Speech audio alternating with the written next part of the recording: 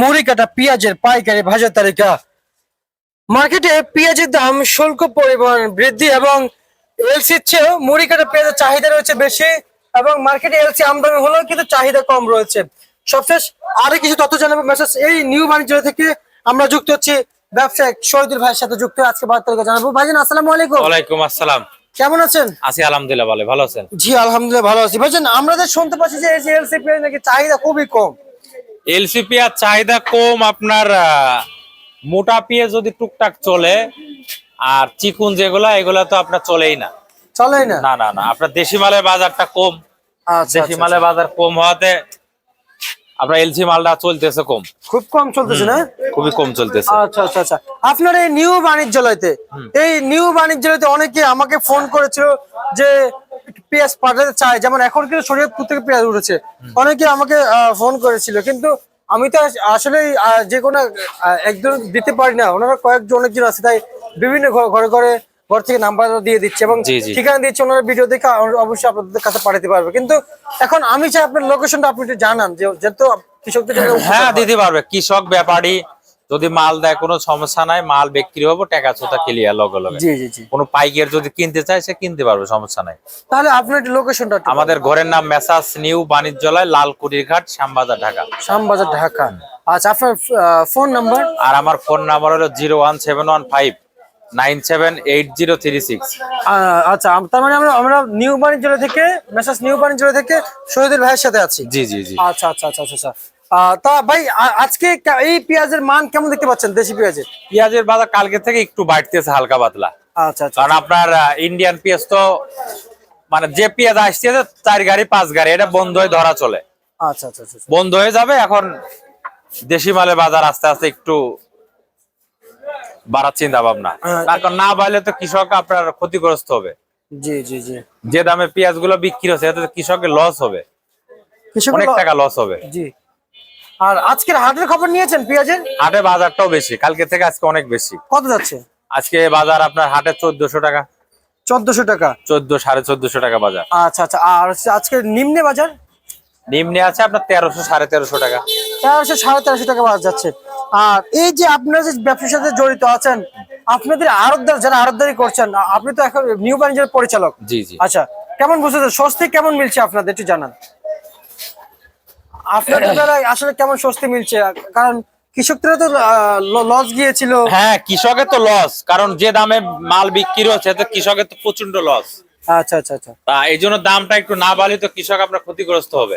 জি, আমরা সেই জন্য দামটা একটু বাড়ার দরকার আছে রমজান এই টাকাটা দিয়ে। আচ্ছা আচ্ছা। তা ভাই আমরা সেই অনুযায়ী একটু বুঝতে চেষ্টা করতেছি যেন যে আড়তদারের কি অবস্থায় আছে, আসলে ওনারা কি ভালো আছে কিনা, ব্যবসা বাণিজ্য কেমন চলছে। আপনার দাম যদি একটু বাড়ে বেচা কিনা ভালো হয়, আর যদি বাজারটা খারাপ থাকে তাহলে তো বেচা কিনা কম হয়।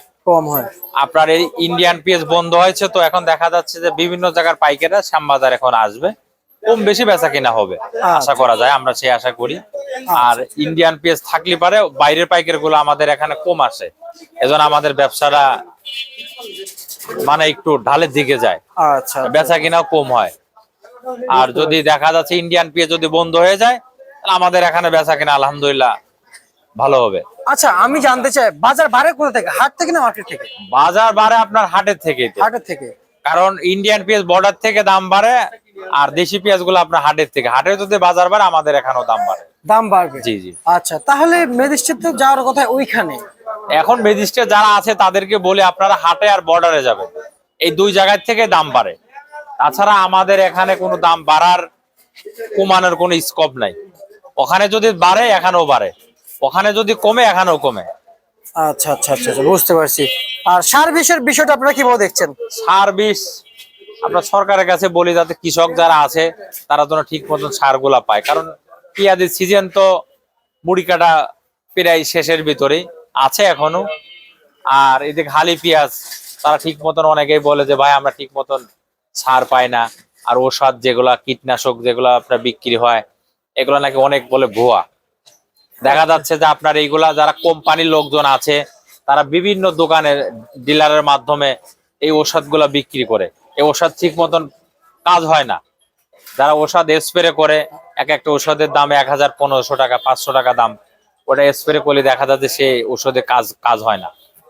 এই জন্য যারা কোম্পানি আছে তাদেরকে বলে আপনারা 2 নাম্বার জিনিস বিক্রি করেন না। যারা কৃষক আছে, কৃষক তারা তো আপনার তারা তো সাদা সিধে লোক, তারা তো ওগুলো বোঝে না। যারা কৃষি কাজ করে বেশিরভাগই কিন্তু তারা কম শিক্ষিত, কারণ যে ওষুধ বলে দেয় তারা সেটাই কিন্তু নিয়ে যায়, নিয়ে যে দেখা যায় সেটা তারা ক্ষতিগ্রস্ত হয়। আচ্ছা আচ্ছা। তাদের ওইটা ওষুধটা ডেলিভারি ঠিক মতো কাজ হয় না। পেঁয়াজ অনেক জায়গায় নষ্ট হয়ে যাচ্ছে। এদের গোয়ালন্দর দিকে শুনলাম যে মুড়ি কাটা পেঁয়াজ ওষুধ দিয়েছে ডিলারের মাধ্যমে, ওই পেঁয়াজ অনেকে নষ্ট হয়ে গেছে। আচ্ছা। নষ্ট বলতে লম্বা লম্বা গাছ হয়তো পেঁয়াজ নামি নাই, কিন্তু তাহলে এতে তো কৃষক ক্ষতিগ্রস্ত। আপনার কথা একটাই দাঁড়াচ্ছে যে আমাদের যে কৃষি মন্ত্রণালয়ের যে কর্মকর্তা যেগুলো আছে, এগ্রিকালচার যে অফিসের যে লোকগুলো আছে, ওনারা তার মানে কৃষকদেরকে সাহায্য করতে হবে। কৃষকের একটু যদি কৃষকের দিকে যদি একটু সাহায্য করে তাহলে তো আরো ভালো। জি। তাহলে কৃষক আপনার দেখা যাচ্ছে যে নষ্ট হইলো না, আবার নষ্ট হইলো না, নষ্ট বলতে আপনার দেখা তারা ক্ষতিগ্রস্ত হইলো না। জি, সেটাই তো। তারা যেন ঠিক মতন আপনার এই সার কীটনাশক বীজ এগুলো যেন ঠিক মতন পায়। আর সরকারের কাছে আরো বলি, এই যে বাইরের থেকে যারা ইনপোর্টে বীজগুলা নিয়ে আসে, এগুলার দেখা যাচ্ছে বিভিন্ন হাতে হাতে বিক্রি হয় বেশি দামে। সরকারের মাধ্যমে যদি আসে, ওটা যদি সরকার যদি ন্যায্য দামে কৃষকরে দিত, তাহলে কৃষক আরো আপনার লাভবান হইতো, দামও কম পাইতো। হয়তো বিভিন্ন কোম্পানির মাধ্যমে দিয়ে কিন্তু কোম্পানি আল্লাহর টাকা বাড়তি দামে নিয়ে কৃষকের আপনার ক্ষতিগ্রস্ত হয়ে যায়। আচ্ছা আচ্ছা ভাই, আজকে এই মুড়ি কাটা পেঁয়াজ এই যেমন এই যে এইটা কল চলছে, এগুলা বেচছে আপনার 35 টাকা। 35 টাকা। আর ছাড়া বেচছে 36 টাকা। 36 টাকা। 36 টাকা। আচ্ছা, আর এলসি কত বিক্রি করছেন? এলসি এগুলা চিকুর মাল, চিকুর মাল তো এগুলা বেচতে পারি না, কারণ দেশির দাম কম হওয়াতে এলসি মাল ধরে না। এলসি যেগুলা মোটা মোটা মাল বিক্রি হয়েছিল আপনার 51-52 টাকা আরো 2 দিন আগে। আচ্ছা আচ্ছা আচ্ছা আচ্ছা, বুঝতে পারছি। তা অপরদিকে এই যে রসুন কত টাকা বিক্রি করছে? দেশি রসুন রসুন বিক্রি হচ্ছে বিভিন্ন দাম, 50, 55, 60, 65 রসুন বুঝে দাম। আচ্ছা আচ্ছা আচ্ছা। আর আমি একটু জানতে চাই, এই যে ঘরে যে শ্রমিক গুলো আছে ভাই, ওনারা কিন্তু অভিযোগ জানিয়েছে যারা কৃষকরা যে 140 কেজি 135 কেজি প্রসেসিং করে একটা বস্তায়, আসলে একটা মানুষকে এতটুকু ওজন নেওয়া কি সম্ভব হয়? না না না, শোনেন, সরকারি আইনি আছে আপনার 50 কিলোর উপরে না, 50-60 কিলো এর একটা বস্তা যদি 100 কেজি 110 কেজি হয়। কারণ যারা শ্রমিক কাজ করে তারা তো গরিব মানুষ, সবাই কিন্তু গরিব মানুষ, তার ফ্যামিলি আছে। আল্লাহ না করুক যদি কোনো একটা দুর্ঘটনা ঘটে যায়, তার ভক্তকে কে দেবে? তাই তো তার সংসারটাই শেষ। জি জি। এই বস্তাটা উঠায় কাজ করে তাদের এর উপরে সংসার চলে। একটা বস্তা নিয়ে একটা লোক পড়ে যাইতে পারে, বা একটা ঘাড় কোনো কিছু হইতে পারে, ভাঙতে পারে।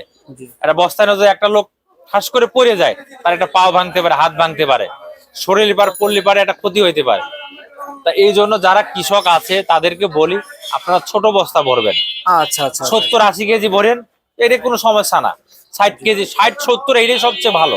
ওনাদের নাকি গাড়ি ভাড়া পোষায় না। না, গাড়ি ভাড়া পোষায় না। এটা গাড়ি ভাড়ার জন্য একটা মানুষের তো জীবন নষ্ট করা যায় না। ছোট বস্তা হলে ভালো। যারা পাইকে তারাও কিন্তু একটা বস্তা উঠাইতে নামাইতে তাদের কষ্ট হয়। আচ্ছা ভাই, এই বস্তাটা কত কেজি হবে? এটা আপনার কত 107 কেজি। এই যে একটা বস্তা আছে 111 কেজি। 12 কেজি এর একটা বস্তা এগুলা যাইবো আপনার বরিশাল লঞ্চে। আচ্ছা। এই রাস্তার থেকে নিচে নামা তো সম্ভব না, তাদেরও তো একটা জীবন আছে। 111 কেজি বস্তা নিয়ে নামা সম্ভব? মানে এই যে ওনারা না, তো ওনাদের থেকে একটু মতামত নেন, ওনারা খুব।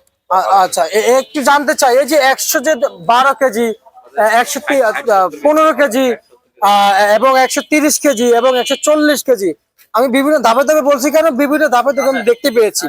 এটাতে আসলে আপনাদের কতটুকু ক্ষতি হচ্ছে একটু জানাবেন। আমাদের তো অনেক ক্ষতি।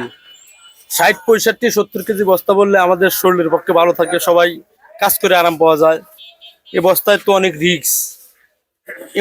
এমনও লোক আছে এই বস্তা কাজ করে পঙ্গু হয়ে যাচ্ছে, অনেক পারে না। এসব বস্তায় কাজ করা আমার সম্পূর্ণ রিস্ক। তাই কৃষকদের বলা হচ্ছে যে আপনারা 60 থেকে 70 কেজির বস্তা ভরেন, এটাই পারফেক্ট বস্তা। আমরা বিপদে পড়লে তো কেউ দেখবে না। আচ্ছা আচ্ছা, আপনার একটু মতামত জানতে চাই। জি, সেটাই মতামত। আমাদের এখানে মাল যে কোনো বস্তা আছে, এত বড় বস্তা সবাই পারা সম্ভব না। এগুলো নিয়ে গাড়ি যেতে হয়, গাড়ি গেলে অনেক কষ্ট হয়। একটা লোক যদি এই বস্তা নিয়ে অ্যাক্সিডেন্ট হয়, কিন্তু দায়বদ্ধ হতে হবে, গৃহস্থর দায়বদ্ধ হতে হবে, কৃষকের দায়বদ্ধ হতে হবে, কারণ ওকে দুর্বাটিকা। যার জন্য কৃষক বলা হইতেছে যে আপনারা এই বস্তা 65 থেকে 70 করে ভরবেন, এদের বললে আমাদের সবার জন্য সহজ হবে, সুবিধা হবে, আপনাদেরও জন্য সুবিধা হবে। আচ্ছা, বুঝতে পারছি। ঠিক আছে, আপনাকে আমরা ধন্যবাদ জানাচ্ছি। প্রিয় দর্শক, এই একজন ঘুমাচ্ছে।